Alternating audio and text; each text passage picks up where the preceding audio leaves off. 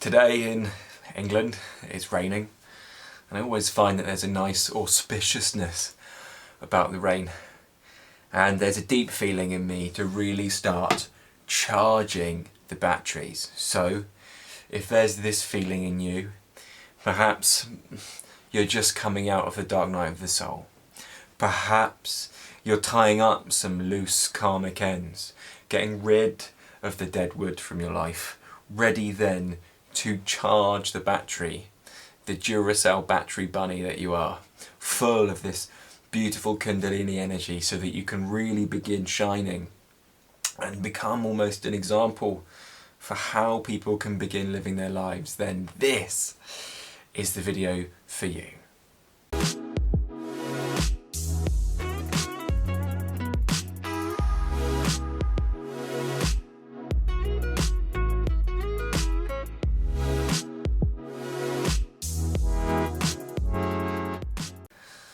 What is it then that happens after your Kundalini awakening? Now, some people have a dark night of the soul before the Kundalini awakening, and some people have a Kundalini awakening and then go through bouts of dark nights of the soul. At least this is the way it happened for me.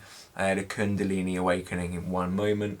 My ego was whisked away. Of course, it came back. And that began the dark night of the soul number one, which was, you could deal with, it was fine. Then after a period of, quite frankly, of happiness came, and I'm just saying these things so you get a bit of an idea of how this worked for me and how it may well work for you. After that came dark night of the soul number two, which kicked me in the belly.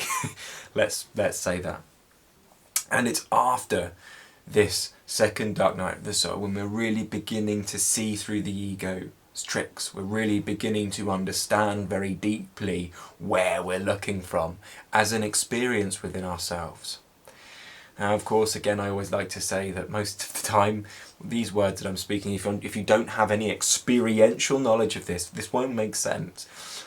I'm sure some old friends are looking onto this video now, perhaps maybe, and thinking Jamie's absolutely lost the plot. And that's fine. It makes me laugh, actually. I'm just thinking about it because, I'd have never believed any of this stuff before it happens to you, and very likely, very soon, the whole world will be going through this experience. They are in their own way, and it makes me laugh because everyone's going through a spiritual awakening. A lot of people are going through a spiritual awakening and don't even bloody know it. People are starting to wake up at 4 AM in the morning. People are starting to become very emotionally sensitive, very emotionally volatile, actually, even in some cases. People are acting up, people are acting strange, and they don't know why. They're like, what's going on with me? And they'll soon realise that they too are going through a spiritual awakening. It is after the second dark night of the soul, because somebody asked me about it. I can't remember their name, very rude of me. Alabihi might have been his last name, I can't remember his first name. Anyway, he asked, or she asked, what is it that happens, what's the next stage of the Kundalini awakening after that second dark night of the soul?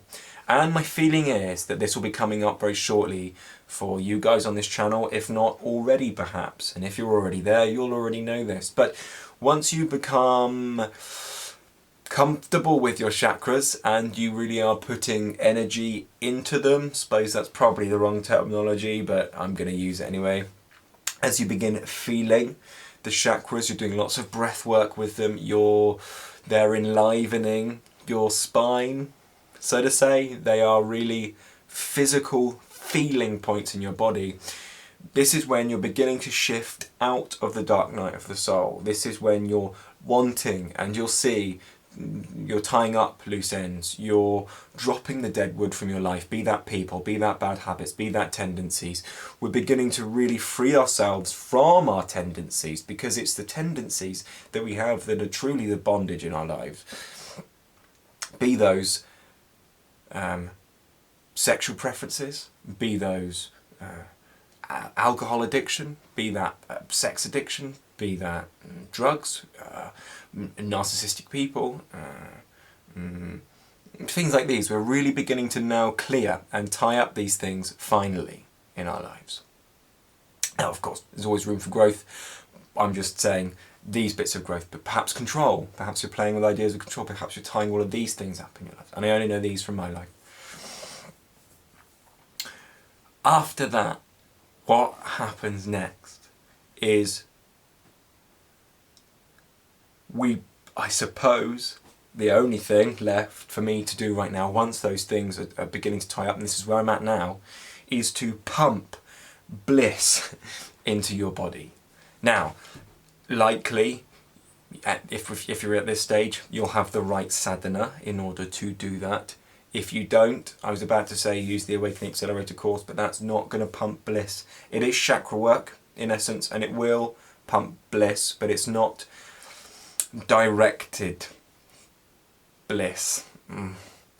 Difficult words to use because they'll probably have no experiential gravitas in your being, and that sounds patronising, doesn't it?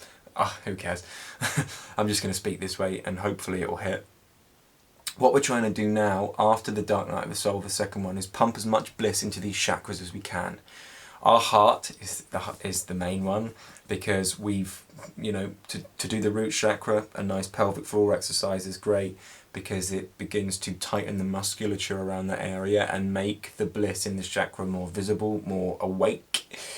And moving up from there, the heart then becomes the most important. Once we feel the other centres, we'll begin feeling the heart, and it is then our opportune moment to pump as much bliss through our body as possible.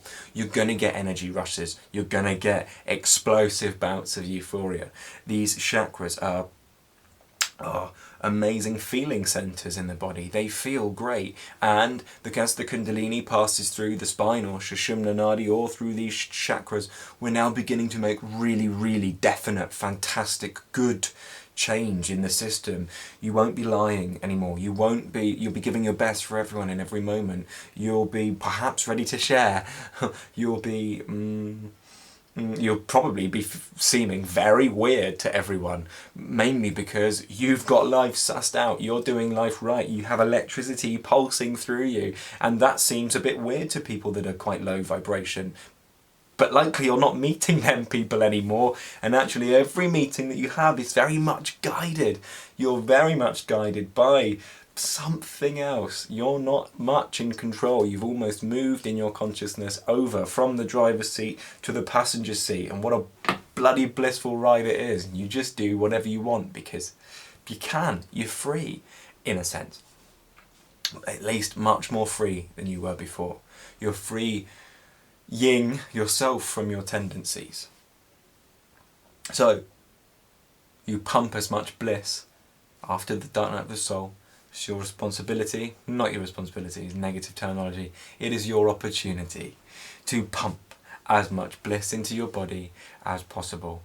And I suppose we could say, rather than pump as much bliss into your body as possible, because it does take some effort, more so maybe allow it in. Allow that bliss in. It is a feeling. It is incredible. And it is changing your life. That is what happens after the Kundalini awakening, after the Dark Night of the Soul, the second one, for me. And I hope this serves, if you're not there yet, as a little reminder that although it's hard perhaps, you're going somewhere amazing, and your Dark Night of the Soul experience right now is happening so you can drop the dead weight. It's not like necessarily you have to forcefully do all of these things, although you do have to do the inner work. So if you want to do some sadhana and you're in the Dark Night of the Soul, because you do have to do it, I mean, it's like you have to win your soul back. You're more than welcome to take on the sadhana that I did. It works. I know it works. I did it. It saved me. But you have to do it daily, and that's down below. It's rather cheap, I would say, especially considering how much I paid to get it and how long I had to work my arse off to get my hands on the technology that's down below. You have a ridiculous offer down there, and if you don't take it up, it's up to you, because I'm sure you've got your own sadhana and that's fine, but if you don't have sadhana, don't miss out on this opportunity. It's well worth every penny. In fact, it's a steal. at that price. Anyway, I don't have to overcompensate for it. The practices speak for themselves through me. Okay, that'll do.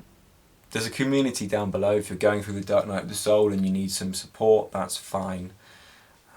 We're there, it's free, I'll never charge you for it. And of course, keep up the good work, keep up the sadhana. This is going places that our minds don't know. Like, our minds can't even comprehend where this is going. And I am excited to be a part of that. And I hope you are too. So, have a really good day. Oh, also, I'm going to start a podcast, I feel. And it's going to be called Making Awakening Normal. I want to put the feelers out there. If you've made it this far in the video, I want to put the feelers out there and see if you think it's a good idea. If you do, thumbs up the video or leave a comment or something. Let me know, because I don't want to make a podcast if it's not welcome. But if you think it's a good idea, because I'm not much of a podcast guy, I'm a YouTube guy. I gain all of my content through YouTube visually, but I'm hearing, and it's almost like the universe wants me to do it in a way, because people keep telling me to do it, that perhaps it's a good idea. So let me know what you think about that. Of course, as well, I'm very grateful, really grateful for the messages that you put underneath, and it's very supportive. You'll understand when you begin to share that it's very nerve-wracking. It's horrible. Because you really are putting yourself out there. You really then have to, it's again amazing to grow, but because you have to get over your own insecurities. But sometimes there's a deeper urge that you just have to listen to and start speaking. And if you don't, as you know, you'll get sick. Because that's the way the awakening process works. And of course, if you are ready to share, I'm here to support you. Big shout out to Owen, who started sharing. I think I was your 100th subscriber, and I love the video as well, by the way. So do keep sharing, and if you're ready to share, do it. I'm here to support you. Again, the group in the Spiritual Awakening Help Group will be there to support you, because it's tough. It is tough. So, okay, that'll do anyway. Thank you very much for watching, and of course, have a lovely day.